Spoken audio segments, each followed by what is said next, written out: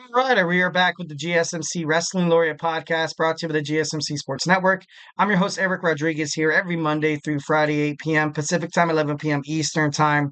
Here to talk about everything in terms of professional wrestling on the GSMC Sports Network.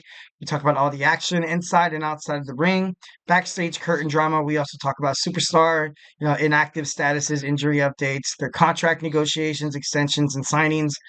We talk about promotions from WWE to AEW, the TNA to the GCW to the NWA to the CMLL. If it makes major news headlines in terms of the world of professional wrestling, we talk about it here on this show 1010%. So just kind of reflect on what we talked about real quick. We had my WWE NXT review, my AEW Title Tuesday review as well. We talked about my way too early WWE Crown Jewel prediction. So make sure you check out those videos on YouTube. And now we're going to talk about some Candice LeRae. Candice LeRae becoming the first ever women's speed champion. Congratulations to Candice. Um, her success in NXT, she came into WWE, super hot, ready to kind of go, much like her husband, Johnny Gargano.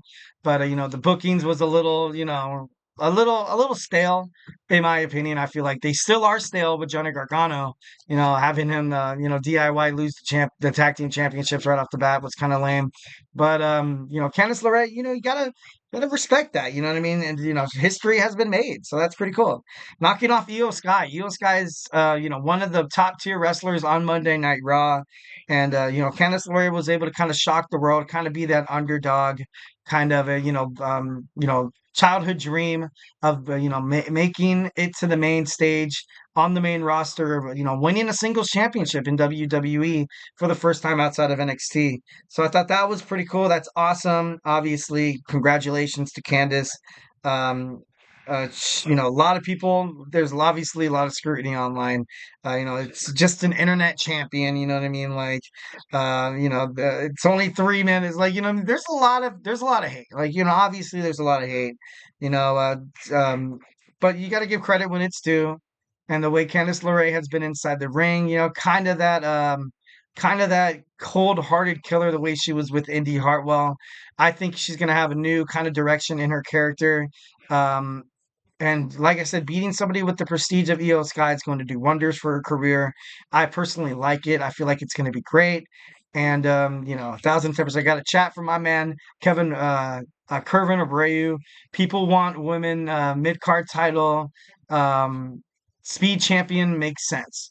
I was ultimately kind of thinking about that. Is WWE on Speed, the title is fought between three wrestling brands, Raw, SmackDown, and NXT. So is this WWE's version of a mid-card belt for the women's? As of right now, I feel like it is. Is it cool and innovative and stuff like that? Like, yeah. Could it be better? Yeah, it could be a lot better. I think it could, giving these amazing women 3 minutes to wrestle, they're fast, they're great, it's cool, it's a good watch.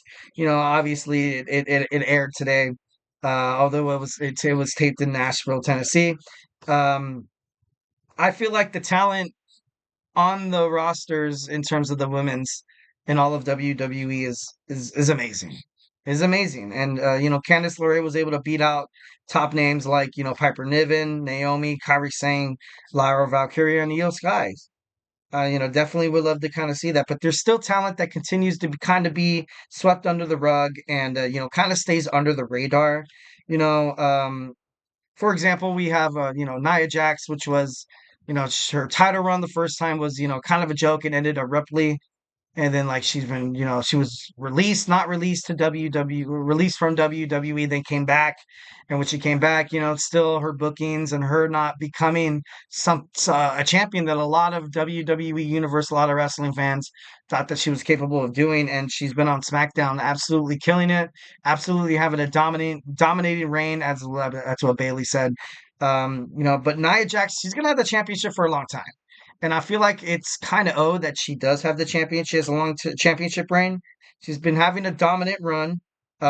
Singles wrestlers are forced to go chase tag team to gold, like Bianca Belair and Jade Cargo when they first got together. I didn't like it. I thought these girls were, They're better fighting singles bouts.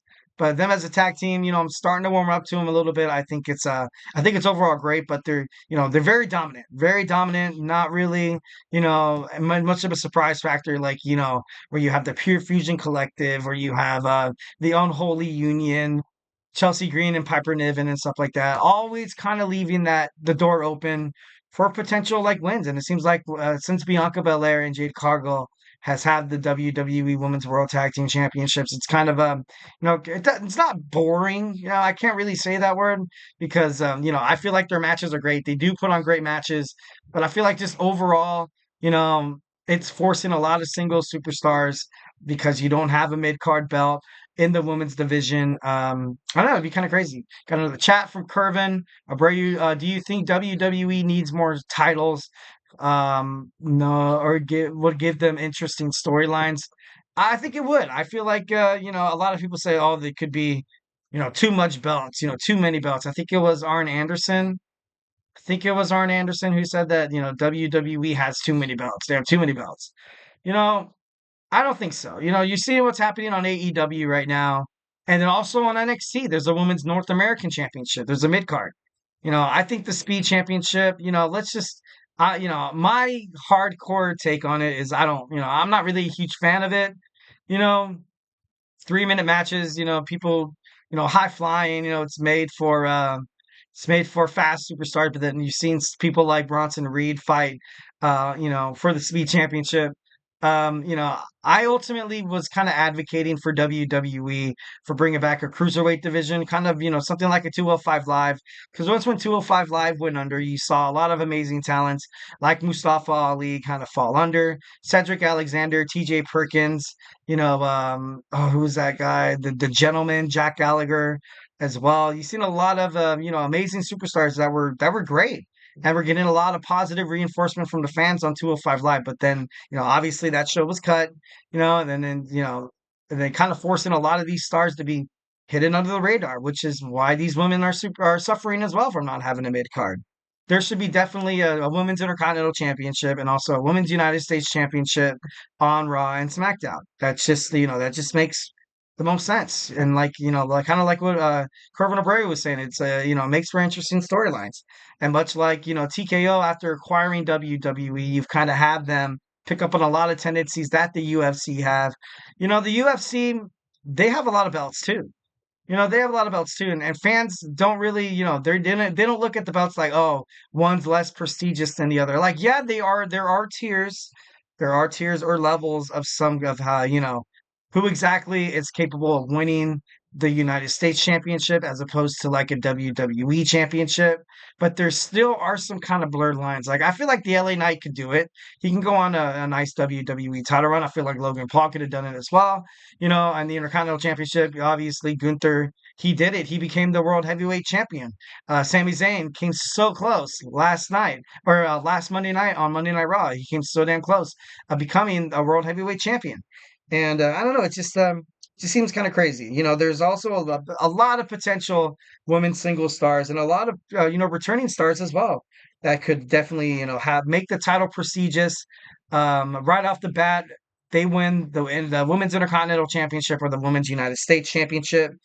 Chelsea Green, Zoe Stark, Indy Hartwell, Io Sky, Dakota Kai when she comes back, Lara Valkyria. Shayna Baszler, Asuka when she comes back, Alexa Bliss, Becky Lynch, Zelina Vega, Naomi, Charlotte Flair. Like a lot of these girls can come in here and represent the title well. Just like creating competition, creating this new run for a title that is, since it's so new, it's gonna need prestige. Through prestige, you have a lot of challengers. You have decent title reigns. But I don't know. I just think I think it's a money home run idea, and why WWE, it's why they're not pulling the trigger. It's kind of crazy. Let these women shine. Let these women shine. By that with that mid card belt, and in turn WWE would flourish. Ticket sales, revenue, all over. Marketing and stuff like that.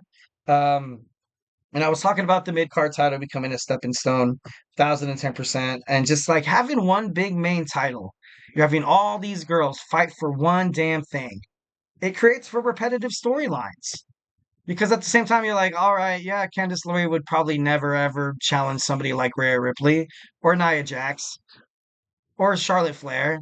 You know what I mean? Or even Tiffany Stratton for that kind of, you know what I mean? Like it's just, and I don't know. I just think it makes sense.